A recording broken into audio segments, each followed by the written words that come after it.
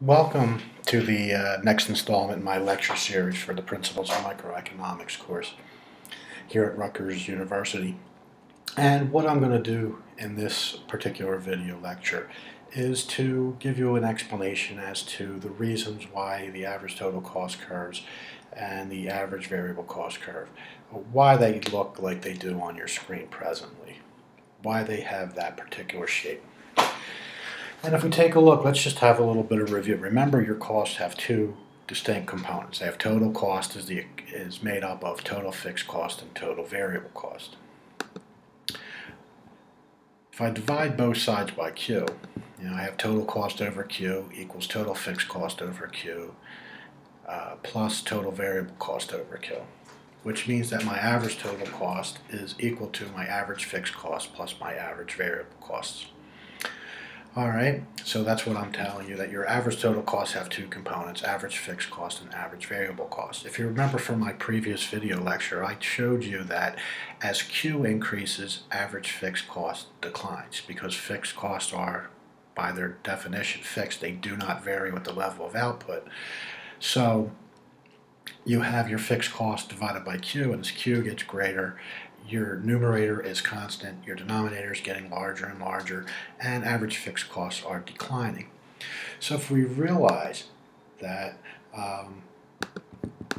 average total cost is equal to average fixed cost plus average variable cost, as Q is increasing, as I increase my level of output along here, my average fixed cost is getting smaller and smaller. So if we know this, at higher levels of Q, your average fixed cost is getting smaller and smaller, then at higher levels of output, average total cost is going to become roughly equivalent to average variable cost. So that's why these curves have the shape that they have. That you can see that at higher levels of Q, average total cost and average variable cost are getting closer and closer to one another. But when we take a look at average total cost versus average variable cost at lower levels of output, you can see that the vertical distance between the two is greater. So at low levels of output, we have a greater distance between average total cost and average variable cost. And then at higher levels of Q, you can see that that vertical distance is getting smaller and smaller. So let me illustrate that to you. Let me bring that up. As you can see that at that lower levels of output, and let me ungroup those. At lower levels of output, you can see that the vertical distance is greater. Average fixed cost is greater, for example, when your output is equal to 1.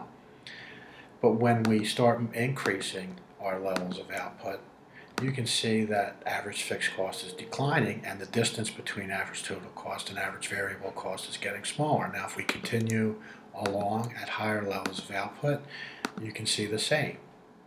That as Q is getting greater, average fixed cost is getting smaller. The vertical distance between average total cost and average variable cost is getting smaller.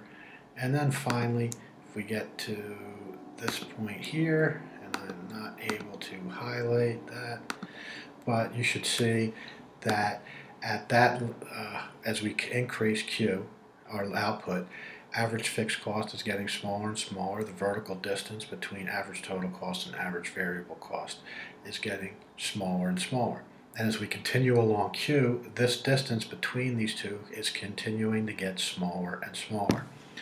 So I'm hoping that that gives you a little bit of an explanation as to the relationship between average total cost and average variable cost. The reason why at low levels of output there's a greater distance between average variable cost and average total cost. And as you increase your output levels, that the difference between these two, between average total cost and average variable cost, gets smaller and smaller as output increases. The reason being that your average fixed costs are declining as Q goes up. And since average total cost is a component of both average fixed cost and average variable cost, if average fixed cost is getting smaller and smaller, that as at higher levels of output, average total cost and average variable cost are going to become closer and closer to one another.